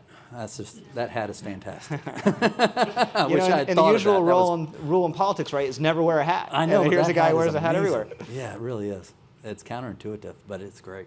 The most endearing quality I think about Governor Jindal is he's a very kind man, and I think that doesn't always come across because he's got so much intellectual horsepower that you don't get to see it. Can you but give us an example, something that sticks he's out to a very you? kind man. There are times where he'll call me on my phone and one of my kids will answer. And he'll just talk to the kids, and he just takes time with people. He just makes people feel at home and welcome. And you go to these Iowa town hall meetings, and he won't leave till everyone's had a chance to talk to him. He will sit and talk to every single person, and it's because he's a kind person. Great. Timmy, thanks so much. Thank you, Rich. Thanks a lot. Good luck out there. Appreciate it.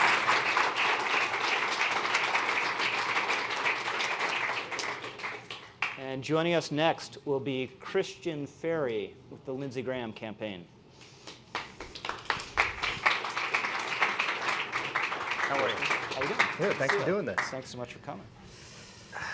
So, your reaction to the big Scott Walker news? Well, I think like everyone else has said, it's kind of a surprise to see that news this early in the race. But the one thing I would say about it is it tells everyone that whatever you're reading today in the polls, whatever you're seeing in terms of conventional wisdom about who's winning, who's losing, who the front runner is, it's all nonsense. It's all nonsense today to try to determine what's going to happen next January, next February, based on where you see things today. Scott Walker is a good governor. He's a good man. He's done a good job in Wisconsin. He's done really good for our party. And he was at one point the front runner in this race. Today he's gone. Things change quickly. So, I don't mean this to be an insulting question, but I've really been personally curious because Senator Graham is so lively. He loves the game. And in that first debate, was there something a little bit wrong? Was he sick? Was he under the weather? Because it was just night and day, that first debate. It was like, where's Lindsey Graham? To the second debate where is the typical peppery, funny, lively Lindsey Graham. Well, look, that was his first debate as a presidential candidate. It's a big stage, bright lights. But it was also a very strange debate. They put those candidates in a arena with no people in it.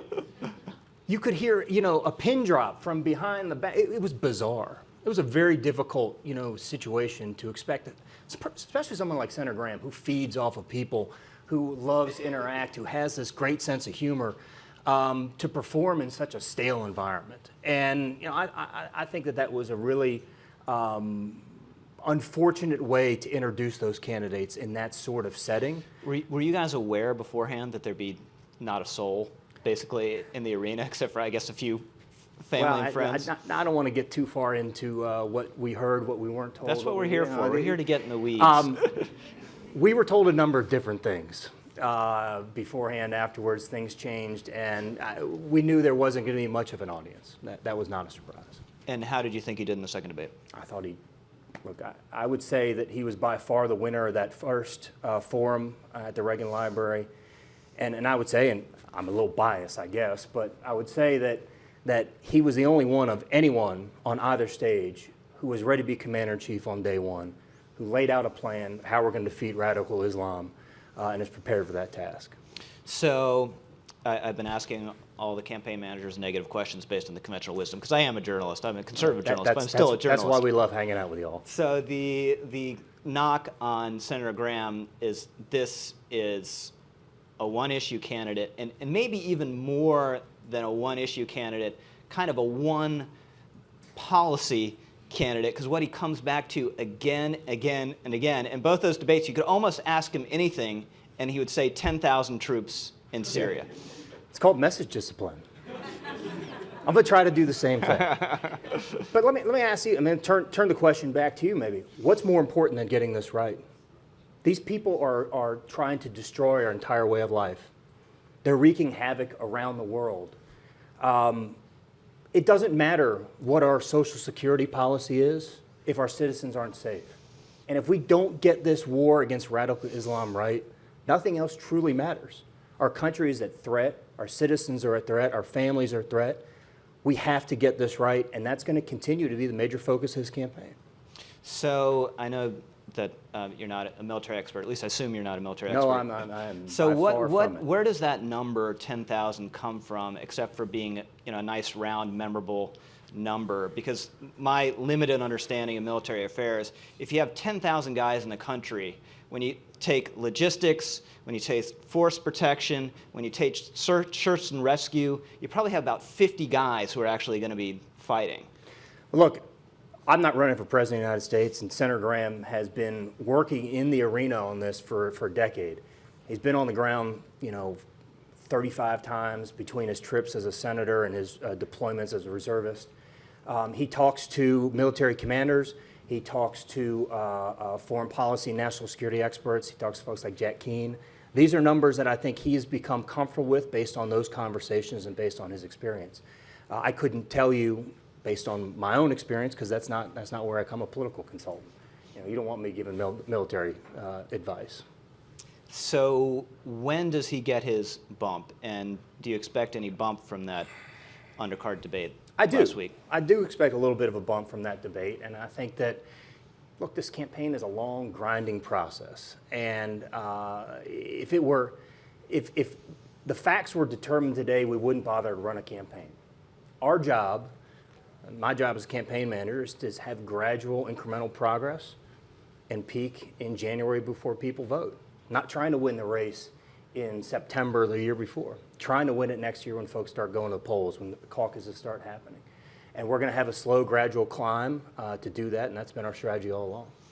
And how does he match up in your mind in Iowa? Because again, the conventional wisdom would be, Iowa tends to reward these very conservative, very socially conservative candidates, and Senator Graham has a reputation as a more center-right guy. Yeah, I think that's a fair point. I also think that we have to see how this race is going to shape out in Iowa. A few weeks ago, we were talking about Scott Walker being the front runner in Iowa. He's not in the race today. I don't know how many candidates are going to be in the race come the caucus next year. And I don't know how the ideological puzzle breaks up in terms of who's dividing up what segment of the vote. But Senator Graham, I think if you look at his schedule, look at where he's been spending his time, a big focus for him has been New Hampshire and will continue to be New Hampshire. So I've asked some of the other guys this question, but Sean Spicer said there's not going to be an undercard debate next time, and that's a policy that seems to be designed to relegate candidates like yours to some sort of interview format and not let them on any stage whatsoever. Well, I think it's really interesting to hear the RNC say that, because supposedly the RNC has nothing to do with the debate criteria. So I would ask the RNC, ask Sean Spicer, how is it that you know what CNBC is going to do if you have no role in what CNBC is planning to do? I think we need to let CNBC, the next moderator of the debate, determine their criteria. And I think the RNC, as any Republican should want, we have a lot of great candidates running for president. Let's find a way to feature as many of them as we can. It's good for our party. We should be embracing this as a good thing about conservatism, a good thing about our message, rather than having the party play the role that the voters are supposed to play. The voters get to winnow down the race, not the RNC. So if you don't convince the RNC, would you be open to participating in some alternate debate sponsored by some other media organization? I think you had one of the best ideas. I heard it from other people. I suggested it too. Take all the people who are still in the race, divide them in half by random draw, and have 2 forums. That way you can really see in a smaller setting all these candidates show off their talents and make their case. And I would hope that the RNC, I hope that CNBC, I hope that others, I don't know how many candidates are going to be left by the time we get to October 28th either, so this may be a moot point. So how would you characterize the senator's thinking on where the party is on immigration? Because he's been out there and very forthright about his position for a very long time and hammering away at it. Some would say, banging his head against a wall over it, and it seems as though the party is only sliding further right. Look, I think that the key thing from Senator Graham's perspective is immigration is a problem. We're not doing anything about it right now. We've got to find a way to fix the problem, or by doing nothing, we're continuing to grant amnesty. And that's the one thing that I think all Republicans agree on, is that we got to do something to solve this problem. People have different ideas about how to do it, but I think Senator Graham, as he thinks about most issues, looks at it in a pragmatic way, what's actually doable. And I'm going to be honest, whether it helps me politically or not, but I'm going to be honest with the American people and give them what I think is the straight story.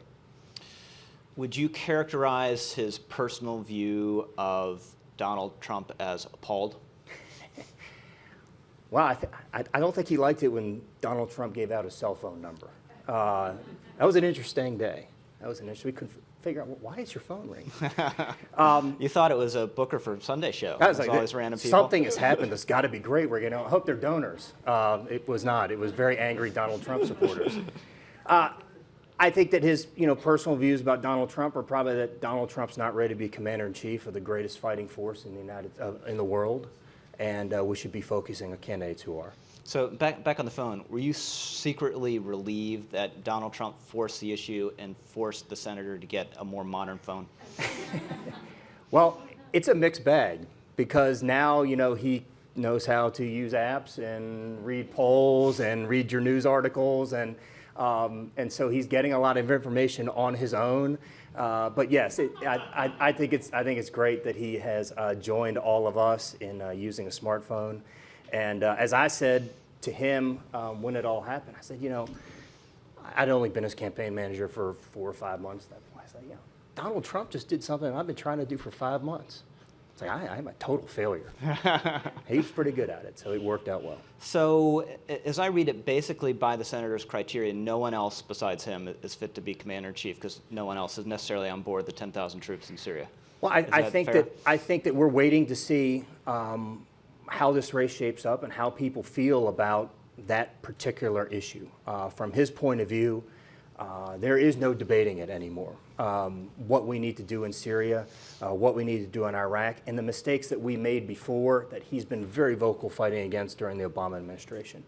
I think that he feels that this is the right path forward. He's going to make his case, and he thinks he is best prepared. Otherwise, he wouldn't be running for president. So as you plot out your path to a breakout, does it require a number of these other candidates, including Jeb Bush, to fizzle out? I'm not sure it means anyone fizzle out. Or look, any time in politics, you need to have a little bit of luck.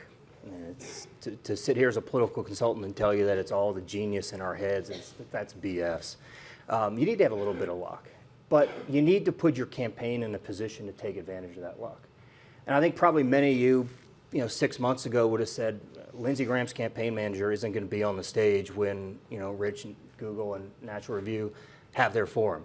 But we're still here because we're running a small, disciplined, mobile, flexible campaign that we can afford. And in order to remain in the race and take advantage of the opportunity when they come, you got to still be sitting there. And that's the campaign we've had planned from day one, and it's the campaign we're going to continue to execute. Can you quantify, I asked this question of Terry as well, can you quantify for us, give us some indication of exactly how small, what corners you're cutting, and what it means to be lean and mean in the Lindsey Graham world? Yeah, we have an extremely small national team, dozen people, We sit in one giant room about this size, and we all yell at each other all day long. It's a great deal of fun, a fun place to work. And I think that actually reflects a lot of our candidates' personality. I think a good campaign should reflect who your candidate is and where he came from, and our campaign is kind of like that. We are all, a small team, there for the right reasons, there because we believe in Lindsey Graham. And if we were doing this for the money, if we were doing it because he was the front runner, if we were doing it because of polls, we would all be there for the wrong reasons, and we're not. And do you buy, I've asked some of the other candidates who, former senators, do you worry that just the mood is so much in favor of outsiders and people that have no political experience? The single worst case you can make as a candidate is, I've been in the Senate a long time, I know things, I've tried to do things, give me this job. It's a tough case to make right now, isn't it? But I think at the end of the day, when you get closer to election time, people start thinking about different things. They're going to think about who's ready to take this fight to radical Islam. They're going to think about who's ready to be commander-in-chief. For military families out there, they're going to think, who do I want, commanding my son or daughter as they go off to do their job? Who do I trust to make sure that our troops have the capacity, the weapons, the support they need to do their job? And I think that when we get down to it, and we get down to crunch time in this, the importance of who our commander-in-chief is going to be more relevant in people's minds, and that's when Lindsey Graham is truly going to shine. Can you talk to us a little bit about the history of Lindsey Graham as a vote getter in South Carolina? My understanding, he's the best vote getter in South Carolina history, eclipsing even Strom Thurmond. He has never lost a race in South Carolina. He won his last primary, against 6 opponents with an overwhelming majority. He's never, until recently, not necessarily been seen as the front runner in those races. But he's a great grassroots politician. What you see is what you get with Lindsey Graham. He can interact with people as good as anyone I've ever worked with. And I think that sort of talent that helps him so much in South Carolina is perfectly tailored to Iowa and New Hampshire as well. Would you expect him along the line here to begin to pick up endorsements from his fellow senators? I don't know if endorsements are really the name of the game. I think the key is how you're doing in Iowa, New Hampshire, and South Carolina, and that's going to be more of our focus than worrying about what Washington, D.C. thinks. Do you have a secret weapon in Iowa and the large number of people there in the National Guard? I think that certainly helps out. Senator Graham is the only candidate in the race today, aside from Jim Gilmore, who has served in the military. He was in the National Guard. He's been a reservist. I think that there's a large population of National Guard and reservists in Iowa that's going to be good for him.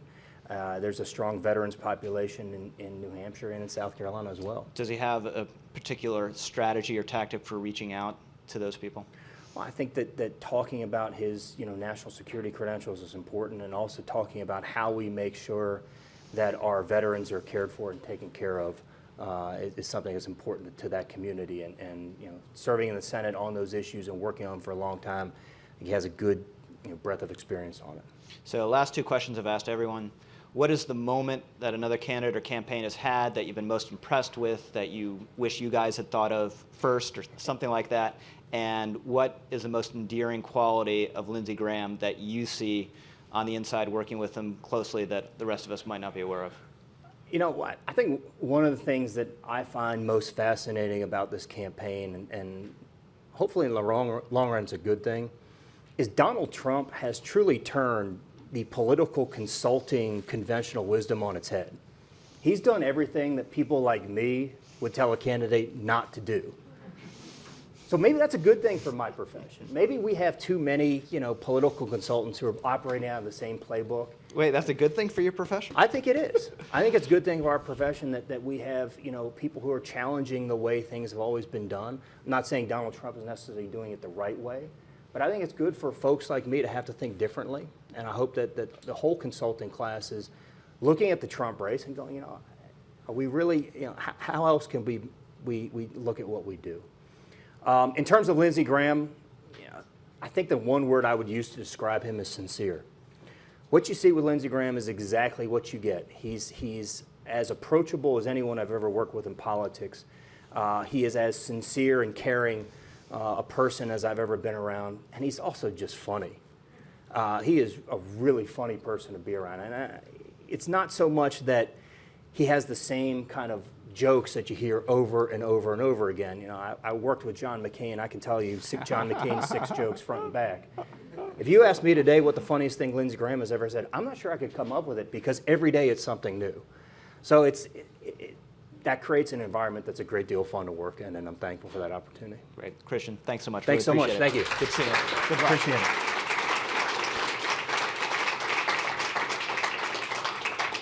So up next is Barry Bennett with the Ben Carson campaign. Hey, sorry, I've been busy today. How you doing? Good to see you. Thanks for coming.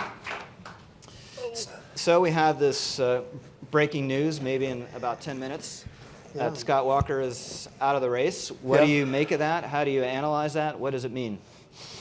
Well, you know, I'm surprised.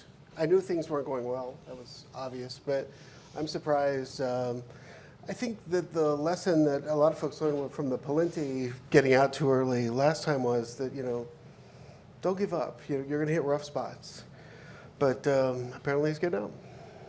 So tell us, explain to us Ben Carson, if you will, because what you'll hear over and over again from the pundit class is I just don't get it. Yeah. I don't get the man's appeal. I don't get why he's lighting a fire out there. He's so soft-spoken. He's not a bomb thrower in this media and political environment that rewards people for saying outrageous things and never apologizing. He took the slightest possible implicit swipe at Donald Trump's faith and then apologized for it, which is completely the opposite of what Donald would do. So what is the appeal of Ben Carson? Well, like, you know, that incident's just not his character, right? I mean, he really is, well, he's certainly the smartest guy I ever met, for sure. But he's also probably one of the nicest people I ever met. And he's got, you start off, he's a physician with a pediatric specialty, which is quite endearing. Then you add world-renowned brain surgeon, 67 honorary PhDs, living legend, Presidential Medal of Freedom. He's smart. Played by Cuba Gooding Jr. in a made-for-TV that movie. helps. That helps. And then, you know, so he's caring and he's smart. He's got a TVQ likeness ability that is amazing.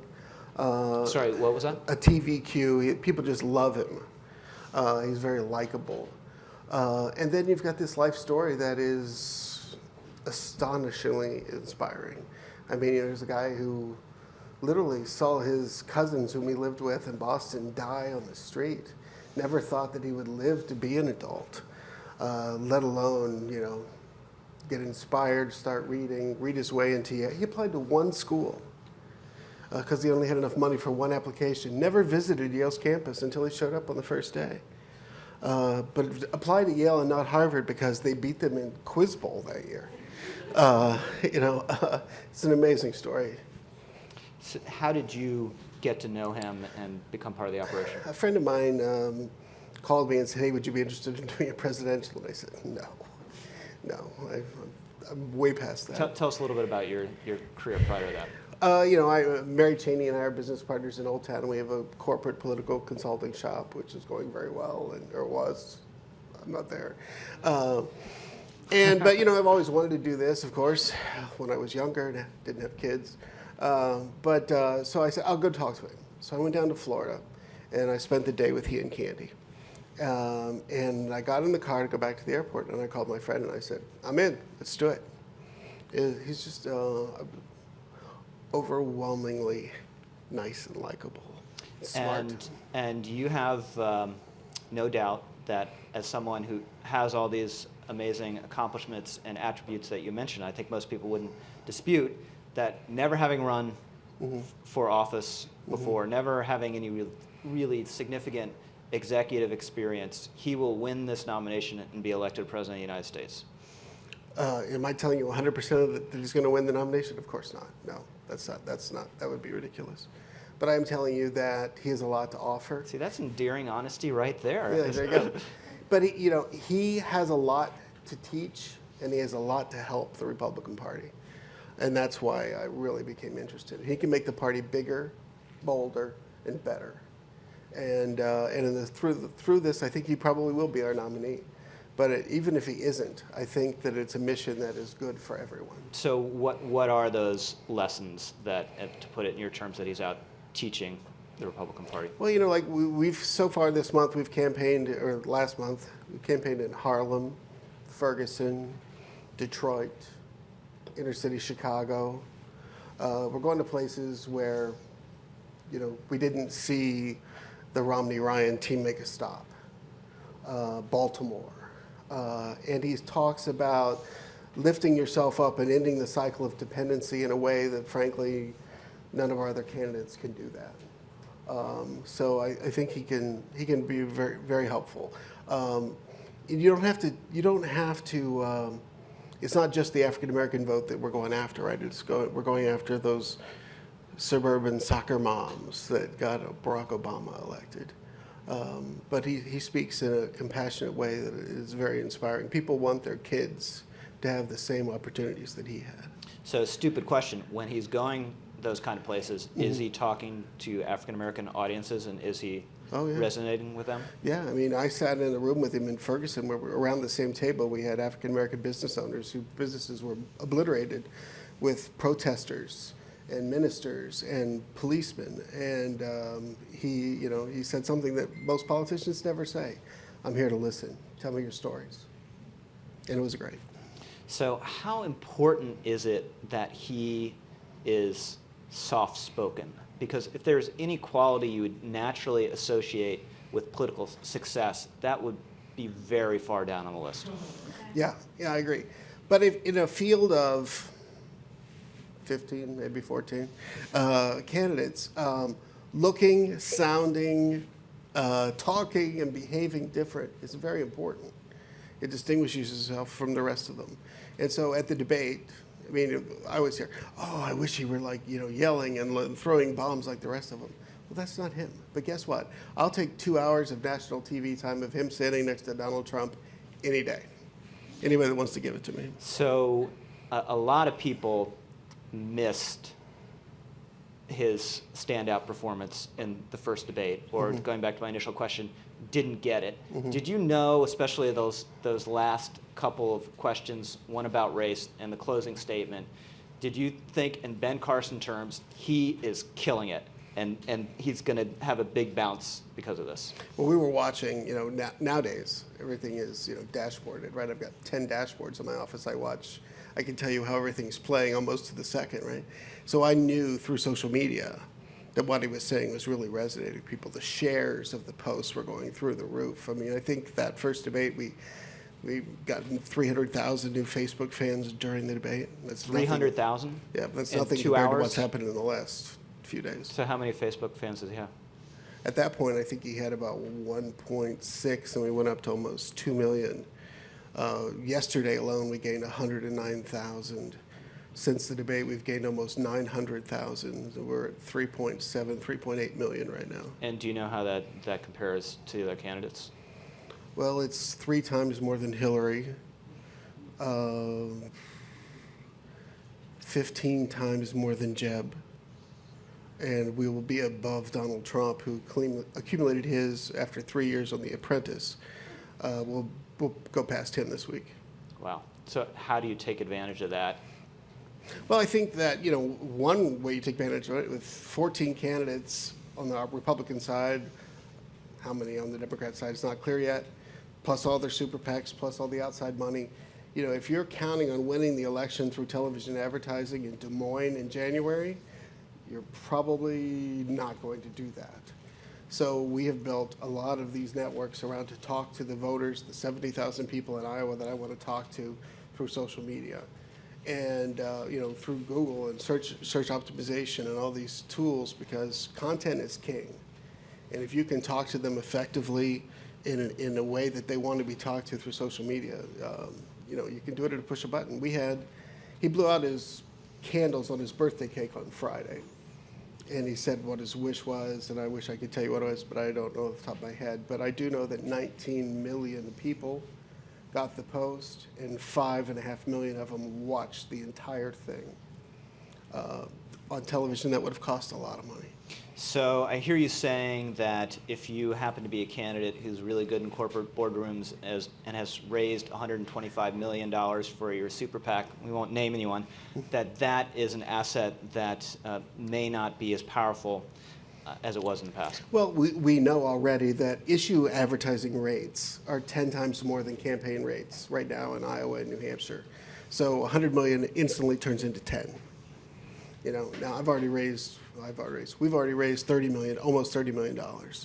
We're going to do fine. And we're going to have a super PAC that's pretty well funded as well.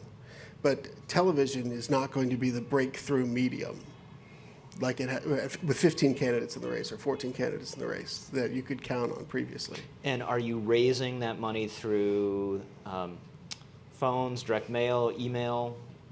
Yes. Overwhelmingly. Car washes, bake sales. Overwhelmingly small donors? $50 is the average donation. We've had 530,000 donations as of this morning. And these are donors that can come back again and again and again because they're not going to tap out. I love sending out emails and sitting and watching the dashboard. So talk to us a little bit about the actual organization of the campaign, because I don't know, time always runs together. I don't know whether it was a couple months ago or several weeks ago, there's a story about Complete disruption disarray. Disarray, Yeah. meltdown, choose your word. Yeah. This all happened because the campaign chairman, Terry Giles, who is one of the people that hired me, who Ben announced at the announcement was leaving to go do other things, left. And like 3 weeks later, somehow it was a news story. We have 80 some people on staff today. We have all the early states well staffed. We have regional people, regional finance people. We've got the Healer Hauler, our campaign bus touring America. The what? Healer Hauler. The Healer Hauler. Healer Hauler, social media named it. I'm not on Facebook enough, clearly. Clearly. I'm going to check the list to make sure you're on there. We're doing great. We're doing great. So talk a little bit about Iowa specifically. I'm going to ask you the typical question, do you have to win there? 1, 2, I was checking around in Iowa a couple weeks ago, and one thing I was surprised to learn, hearing from multiple people, Ben Carson has a real organization here. He has, I believe, an organizer or chairman in all 99 counties. Yeah. How are you in terms of infrastructure in Iowa, and how important is the state? We think the state is very important. We're very well organized. I don't know that we have to win, but I want to. There's typically 3 tickets out of Iowa. I want one of those tickets, and we're going to get one. In a data-driven campaign world that we live in, there were 13,000 people in the month of August that attended one of our events. The surprising thing was 29% of them were not Republicans. They were independents or Democrats. So I think the caucus will be expanding this year. Or at least that's what we're going to try to do. Typically maybe 25,000 votes would win the caucus. We've targeted 70,000 people, and I hope to get at least half of them out. So when those people come to an event, how are you establishing the connection with them that you'll maintain over time? Are you getting phone numbers, emails? Emails, phone What is numbers, it? text numbers. Text numbers are so much better than emails. We Texts. get that. We start talking to them, right? The computer starts talking to them. We warm them up. We talk to them. We find out what motivates them. Little things like, to lease a campaign bus, we leased Maya Angelou's old bus, right? Good Karma. Maya Angelou had a bus? She did. She was apparently afraid to fly. Not afraid of anything else, but afraid to fly. So we leased the bus. It cost $130,000 to lease a bus for 10 months. So I said, well, what if we let people put their kids' names on the bus, so that when Dr. Carson got on every day, he could see the reason he's running, all these kids' names. 8,000 people, $50 a name. We paid for the bus in about 3 hours. Now, graphically, we took all those names and created pictures of children on the bottom of the bus. It's great. South Carolina filing fee. I'm like, why should I pay for that out of our general treasury account? Let's ask the people of South Carolina to each kick in $40 to pay for the $40,000 filing fee. Raise $120,000. There's a real grassroots energy out there. So I would be summarily rejected from the journalistic fraternity if we didn't talk about Muslims up here today. Why today? So does Dr. Carson really believe that it's just not theoretically possible to have any Muslim who is capable of believing enough in the American creed to be president of the United States? No. What he said was that they asked him if he would, if Islam and the Constitution could be put together. He said that if a Muslim ran for president, he couldn't advocate for them until he knew whether or not they supported the central tenets of Islam or not. You know, do they support religious freedom? Do they support all these things that, you know, not in the central tenets of Islam as we know them? But if they're willing to, you know, not support all those kind of silly things, then that would be fine. So the doctor's plan, or the way he's addressed the 11 million illegal immigrants that are already here, is to say perhaps many of them can become guest workers. In my mind, that's just another version of amnesty. Am I wrong? I believe so, because he's no path to citizenship. You know, the problem with deporting everybody, as Donald Trump supports, you know, I think first we probably should start with deporting Congress, right? I mean, for 30 years they haven't fixed the border. Maybe we should start there. But if you're going to deport them, one, you got to find them. Then you got to, like, I guess, waterboard them to find out where they're from. And then we're going to have to waterboard the nation that they're from to get them to accept them. And then we got to fly them there. I mean, it's incredibly impractical and incredibly expensive. If they will come out of the dark, pay their taxes, agree to pay their taxes going forward, then we can give them some kind of worker visa and they can go about their lives, but they don't get to vote and they don't get to become citizens. So do you care whether Trump inflates, deflates? Does it not matter to you because you guys just are on your own path? You have your unique appeal with this candidate? Well, you know, I think that there's certainly some commonalities in our supporters, but I think Donald Trump is our best contrast. We'll just let him continue to contrast. So I've asked everyone this, and I'll ask you as well. What is the moment during this campaign that any other campaign has had or any candidate has had where you've thought that was really shrewd, that was really smart? And what is the most endearing quality of this endearing man, Ben Carson, that we might not be aware of as outsiders? I think that, I'll take the latter first. Dr. Carson he's incredibly humble. I have not seen him raise his voice, get angry, or anything else. He is, you know, if I call him and I say, you know, hey, maybe we could talk about this in a slightly different way, he's like, oh, that's a good point. That's a good point. And that's unusual for a politician? Yeah, I mean, I'm not overly proud of everybody I've ever worked for, but I'm very proud to be associated with him. And as far as what other campaigns have done that I thought was brilliant. Come on, you can think of something. I'll come up with something. I thought Cruz's announcement at Liberty was pretty a good idea. Like going You know, first? build in audience. Yeah. Yeah. We're going to speak there next month, but that was certainly a lot cheaper than what I paid to put together an event. It's something that's already put together. Great. Barry, thanks so much. Really appreciate you taking the time. No problem. Thank you. Good luck. Let's pass them on. Thank you, Rich. I want to, like any good campaign manager who's listened to 2 hours of strategy, we probably need a cocktail, right? Sounds So good. please join us outside for cocktails. Thanks, everyone. Thank you, Rich. Thanks, everyone.